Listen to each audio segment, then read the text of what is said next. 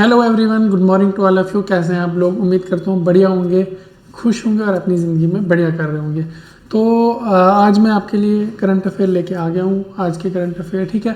तो बिना टाइम गवाए हम लोग शुरू करते हैं पहले करंट अफेयर से, ठीक है। चलिए, ये टॉपिक्स हमने पहले पढ़े भी हुए हैं, बट जो बच्चा नया आया जिसने पहले नहीं पढ़ा उसके लिए मैं दोहराऊँगा दोबारा से।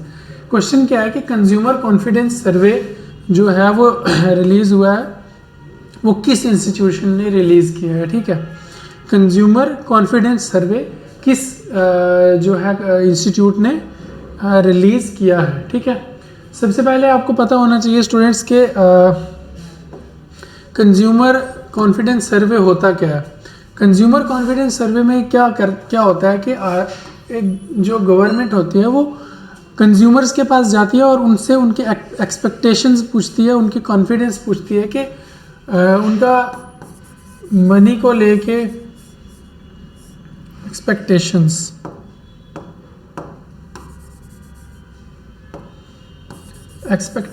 क्या थी, ठीक है। एक्सपेक्टेशंस, उनका एटीट्यूड क्या था, क्या जो बजट को लेके या फाइनेंस को लेके, और उनकी एक्सपेक्टेशंस क्या थी, ठीक है। और उन्होंने क्या एक्सपेक्ट किया था और उनका क्या एटीट्यूड है उस स्पेसिफिक जो कंसर्न है जिसके बारे में सर्वे हो रहा है उसके रिगार्डिंग, ठीक है। तो दूसरा इसका ये फंक्शन है कि मतलब ये है कॉन्फिडेंस सर्वे का दूसरा मतलब कि लोगों के अंदर एक इंफॉर्मेशन पैदा करना कि फाइनेंस क्या है, फाइनेंस कैसे वर्क करता है, ठीक है। और उसके बाद इकोनॉमिक सर्वे करना, इकोनॉमिक सर्वे जिसमें लोगों से उनके इकोनॉमिकल फाइनेंस कंडीशंस और फाइनेंशियल सर्वे के बारे में बताया जाता है और फाइनेंशियल क्वेश्चंस जो हैं फाइनेंशियल वो पूछे जाते हैं, ठीक है। ये हो गया कॉन्फिडेंस सर्वे, कंज्यूमर कॉन्फिडेंस सर्वे। जो भी जिस इस इंस्टीट्यूट के साथ जो भी लिंक है उनसे एक सर्वे किया जाता है जिसमें उनका एटीट्यूड और उनके एक्सपेक्टेशंस क्या थी उस इंस्टीट्यूट से वो बताया जाता है, ठीक है। और उनके परचेजिंग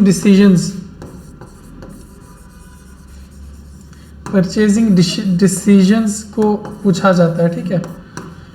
तो समझे आप लोग कि कंज्यूमर कॉन्फिडेंस सर्वे क्या होता है। चलिए, अब इतना समझ आ गया अगर, तो अब हम देखते हैं कि ये कौन से इंस्टीट्यूट जो है ये सर्वे मंथली करवाता है, ठीक है, बाई मंथली, ठीक है। तो ये स्टूडेंट्स, और इसका मैं आपको बता दूं कंज्यूमर कॉन्फिडेंस सर्वे कि ये एक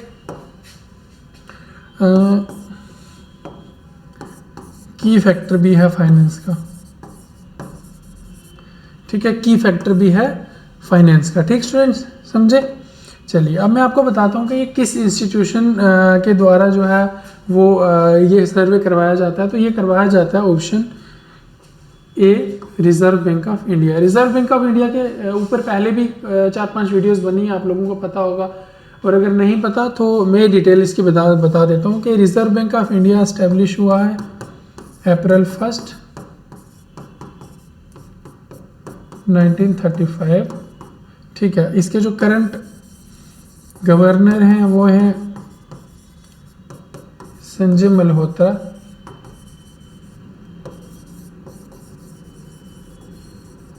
और इन्होंने सक्सीड किसको किया, इससे पहले कौन थे, शक्तिकांत दास, ठीक है, समझे इतना। मैंने पहली वीडियोस में भी इसके आरपीआई के बारे में बताया हुआ, तो आप लोग वो देख सकते हैं। अभी मैं थोड़ा लाइट ही बता रहा हूँ, ठीक है, जो इसको मेन है।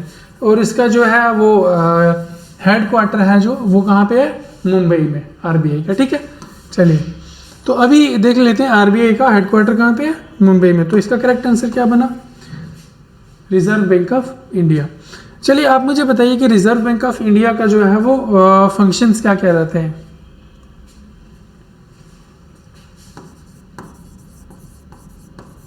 Monetary policy, foreign exchange service, foreign exchange, research on finance, etcetera, ठीक है। रिसर्च ऑन फाइनेंस, और फाइनेंसिंग रिसर्च जो है, और foreign exchange, monetary policy. Monetary policy क्या होता है कि जो भी टैक्सेस हैं और जो भी करेंसी मैनेजमेंट,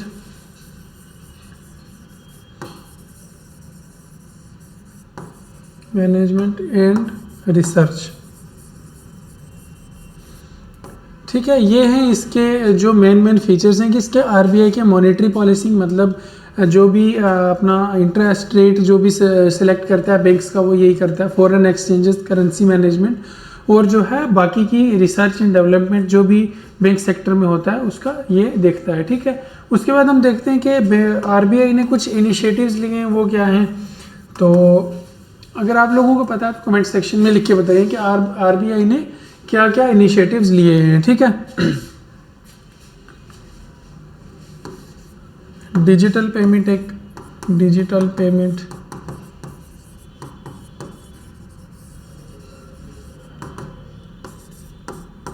फाइनेंशियल इंक्लूजन,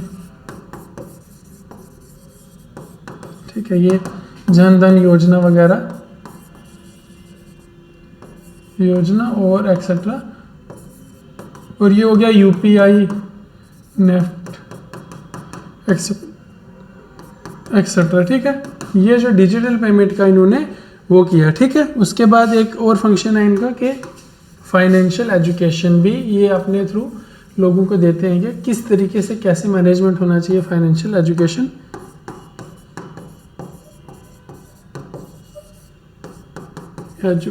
ठीक है। समझे आप लोग? इतना समझ आ गया ना आरबीआई के क्या फंक्शंस है और आरबीआई क्या जो है इनिशिएटिव्स क्या क्या लिए हैं इसने, ठीक है। तो अभी हम इसके आंसर की तरफ देखते हैं। तो आंसर तो आपको पता चल गया कि आरबीआई है। एक बार रिपोर्ट देख लेते हैं कि रिपोर्ट ने क्या कहा है, ठीक है। द लेटेस्ट कंज्यूमर कॉन्फिडेंस सर्वे, सबको पता है कॉन्फिडेंस सर्वे क्या होता है, CSS by the reserve bank of India shows weekend customers confidence in the economy, employment, income and spending. The survey indicates that consumer optimizing drives higher spending while premises can lead to recession, ठीक है। ये क्या कहता है, इस सर्वे के द्वारा ये पता चला कि जो जितने भी कस्टमर्स हैं वो इकोनॉमी को लेके, एम्प्लॉयमेंट, एजुकेशन में लेके इतने एक्टिव नहीं है जितना उनको होना चाहिए, ठीक है। वो जो है वो कॉन्फिडेंटली अपना जो है वो स्पेंड नहीं कर रहे, फाइनेंशियल मैनेजमेंट नहीं कर रहे, ठीक है। इस सर्वे से ये पता चला है, ठीक है। तो इसका जो करेक्ट आंसर है वो क्या है, आरबीआई, ठीक है। चलिए अगला क्वेश्चन हम देखते हैं। चलिए दूसरा क्वेश्चन कहता है कि which country has developed the world first carbon 14 diamond tap battery. World का फर्स्ट जो है डायमंड बैटरी जो है वो किस कंट्री ने डेवलप किया है, China, Russia, United kingdom and France. क्या होता है carbon 14 diamond battery? Carbon 14 diamond battery जो है वो क्या होता है मैं बताता हूँ आपको। इसका मेन पर्पस होता है to generate electricity,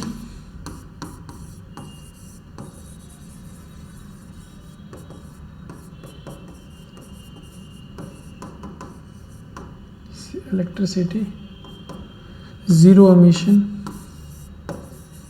zero emission मतलब इसमें कोई भी जो पोल्यूशन है वो नहीं होगा और लॉन्ग लास्टिंग, बहुत लंबा चलता है। इसका मेन पर्पस क्या है, टू जनरेट इलेक्ट्रिसिटी। और जो है ये वर्ल्ड में पहली बार जो बनाया है किसने बनाया, यूनाइटेड किंगडम ने, ठीक है। न्यूज़ जो पढ़ते हैं उनको पता होगा, यूनाइटेड किंगडम ने बनाया है, ठीक है। अभी थोड़ा सा यूके के बारे में देख लो। यूके को बोलते हैं यूनाइटेड किंगडम। एक यूके और भी होता है हमारे जो इंडिया में है, वो है क्या, उत्तराखंड। लेकिन ये वाला यूके यूनाइटेड किंगडम है, ठीक है। यूनाइटेड किंगडम ने ये ज़ीरो एमिशन और long lasting technology, innovative technology जो है बनाई है, किसके लिए, इलेक्ट्रिसिटी जनरेट करने के लिए, ठीक है। इसके पीएम में कैरी, कैपिटल है इसकी लंदन, ठीक है। समझे इतना, United kingdom, prime minister carry Starmer, capital क्या है लंदन, ठीक है स्टूडेंट, इतना समझ गए आप लोग। और ये कब बने थे प्राइम मिनिस्टर? जुलाई 24। ठीक है, चलिए 5 जुलाई 2024। समझे इतना लोग? यूनाइटेड किंगडम जो है उसने डेवलप किया वर्ल्ड का फर्स्ट कार्बन एमिशन जो कि डायमंड बैटरी बनाई है, जो कि लॉन्ग लास्टिंग है और ज़ीरो एमिशन प्रोड्यूस करती है और एक बेस्ट टेक्नोलॉजी है इलेक्ट्रिसिटी जनरेट करने के लिए। समझे? चलिए अगला क्वेश्चन देखें। नेक्स्ट क्वेश्चन क्या कहता है कि which Indian ecologist won the champions of the earth award 2024? Vandana Shiva, Mahadev Gadgil, Jadav Payeng या राजेंद्र सिंह। ठीक है, इसमें से किसने champion of the earth award 2024 जीता है? सबसे पहले आपको ये पता होना चाहिए कि champion of the earth award किसको दिया जाता है। ठीक है, वो इसको दिया जाता है पॉलिटिकल लीडरशिप जो अच्छी करता है,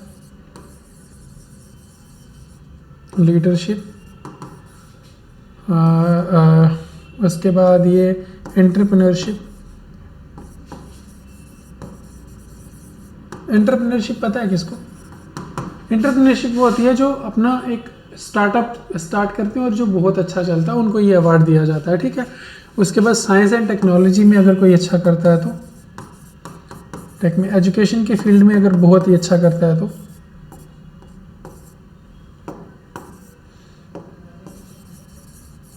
एजुकेशन की फील्ड में। ठीक है, ये ऐसी फील्ड्स हैं जिसमें ये अवार्ड दिया जाता है। कौन सा award? Champions of the earth award. ठीक है, और ये 2024 में किसको मिला है? महादेव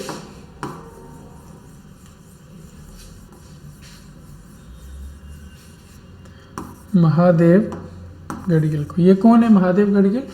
ये एक इकोलॉजिस्ट हैं जो इंडिया के हैं और बहुत फेमस इकोलॉजिस्ट हैं। इनको ये अवार्ड मिला और ये जो है कहाँ रहते हैं? पुणे, महाराष्ट्र। बोर्न हुए हैं ये बोर्न हुए हैं 2 जुलाई 1945। ठीक है, इतनी डिटेल याद रहेगी ना? समझे आप लोग? चलिए एक बार इसकी रिपोर्ट देख लेते हैं। ठीक,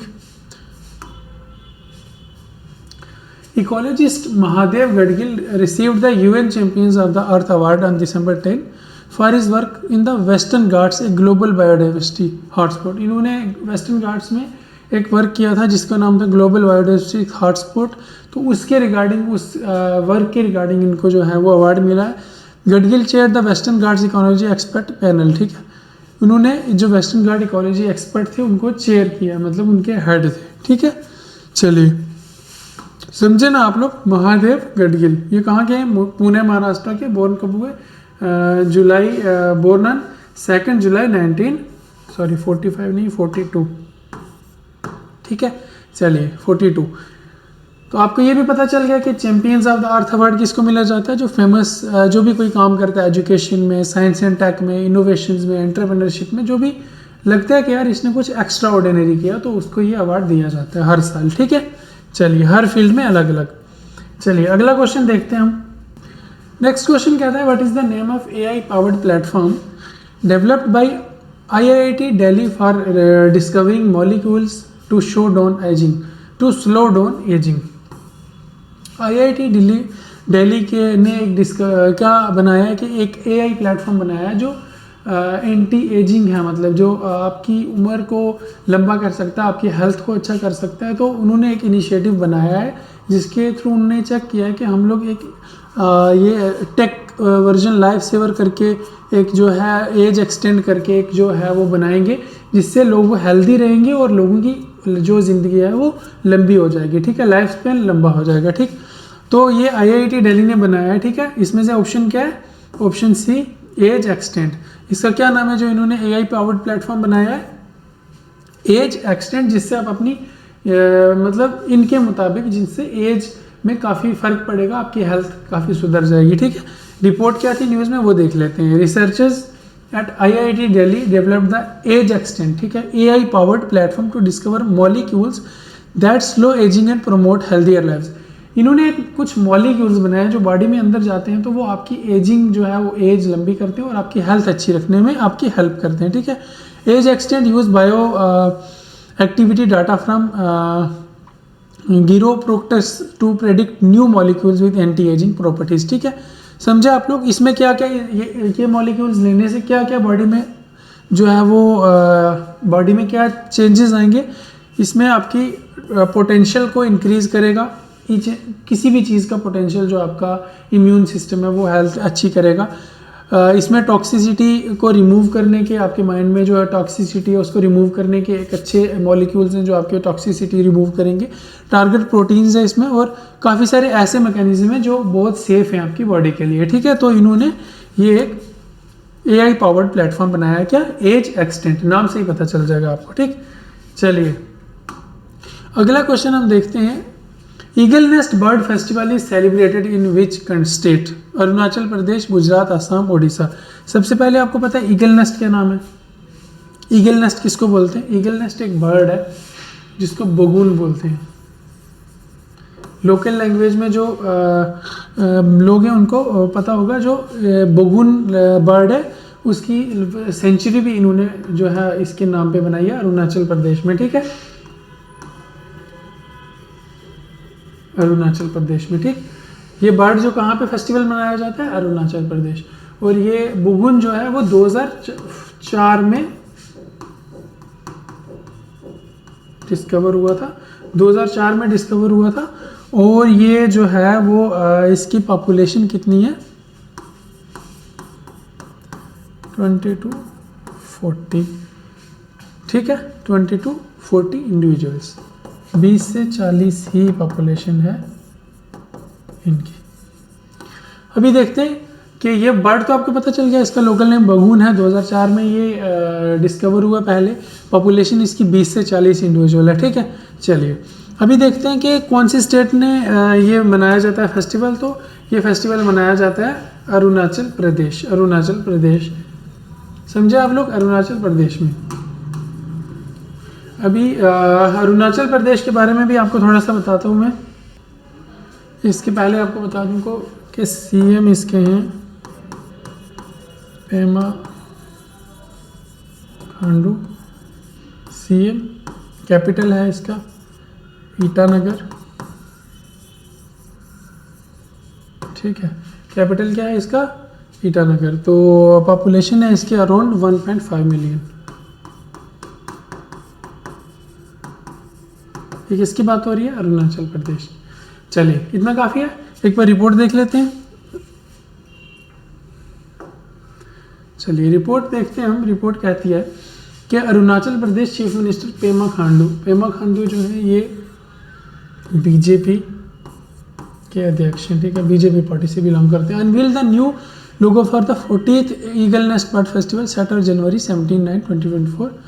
ये कब होगा फेस्टिवल? 17 या से लेके 19 तक 2025 में इन वेस्ट केमेंग डिस्ट्रिक्ट। ठीक है, the festival celebrate Arunachal Pradesh rich biodiversity and promote community lead conservation and sustainability. इसमें ये जो है फेस्टिवल में क्या बताया जाता है, इसमें प्रमोट करेंगे अरुणाचल का टूरिज्म और अरुणाचल का जो है बायोडाइवर्सिटी और सस्टेनेबल डेवलपमेंट जितने भी किए उन्होंने वो अरुणाचल प्रदेश की यहाँ पे डिस्कस होंगे और उनको प्रमोट करने का पूरा बंदोबस्त किया जाएगा। ठीक है, अगला क्वेश्चन देखते हैं हम।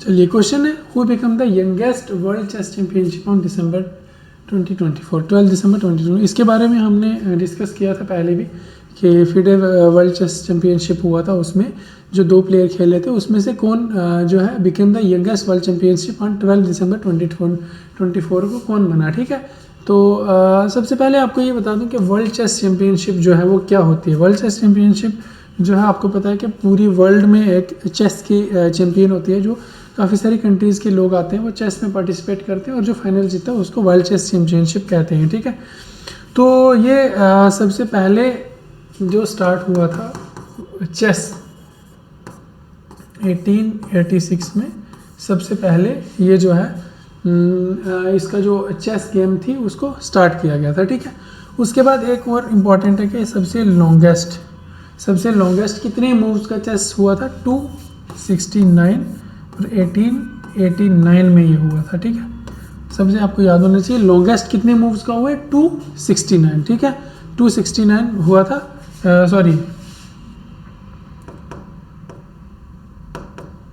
1989 में।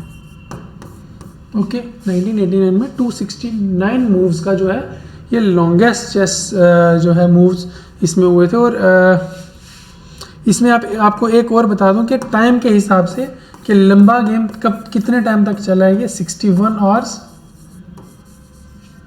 3 मिनट्स एंड 3 सेकेंड्स। ये बेसिक इंफॉर्मेशन है। सबसे लंबा टाइम चेस प्ले कितने चला है, 61 hours 3 minutes and 3 seconds. Longest सबसे कितना रहा, 269, जो 1989 में एक चैंपियन हुआ था, चैंपियनशिप हुई थी उसमें। और सबसे फर्स्ट टाइम जो चेस खेला गया था वो 1886 में गया था, जो ऑफिशियली रिकॉर्ड है, जिसको as a world chess championship के नाम से खेला जाता है। ठीक है, अभी बात करते हैं ये जीता कौन। तो सबको पता होगा ये जीते हैं दोमाराजू गुकेश। दोमाराजू गुकेश जो हैं वो 18 साल के बच्चे हैं जो पुणे में रहते हैं। और 18 साल की एज में उन्होंने इतनी बड़ी जो है वो एक खिताब अपने नाम किया, पूरी इंडिया को प्राउड करवाया, तो उनके लिए हेड्स अप होने चाहिए। ठीक है, तो दोमाराजू गुकेश ये 18 ईयर्स ओल्ड है। ठीक है, और ये पुणे में रहते हैं, समझे आप लोग। तो आज के लिए हम इतना ही रखते हैं। एक बार इसकी रिपोर्ट पढ़ लेते हैं फिर। Indian grand master Dommaraju Gukesh made history on 12 दिसंबर 2024। ठीक है, by becoming the youngest world chess championship at the age of 18। सबसे छोटा वर्ल्ड चेस चैंपियन रहा है पूरी वर्ल्ड में, कितना, 18 साल का। Gukesh defeated defending champion ding Liren of China in 14 and final match of the 18 FIDE world championship held in Singapore. 14 को जो है वो इसने डिफीट किया था चाइना में, और फाइनल मैच कहाँ खेला गया, 18 FIDE world championship held in Singapore. Final match जो इसका वो हुआ था सिंगापुर में। ठीक है, the decisive moment came in the 5th overs of the engagement when ding blundered on 55th move, secured Gukesh victory with score of 7.5 to 6.5। ये एक गेम 5 घंटे तक बराबर चली, जिसमें 55th मूव में जो है डिंग लेरेन जो है वो अपना जो है मूव गलत चल दिया उन्होंने, तो जो है गुकेश ने अपना विक्ट्री वहाँ पे लिख दी कि मैं जीत गया हूँ। ठीक है, तो ये प्राउड की मूवमेंट है हमारे लिए। तो स्टूडेंट्स आज के लिए हम लोग इतना ही रखते हैं करंट अफेयर्स। ठीक है, अगर कुछ भी समझ नहीं आया तो आप लोग कमेंट सेक्शन में ज़रूर लिखें। तो आज के लिए इतना ही, अपना ख्याल रखें। Thank you so much.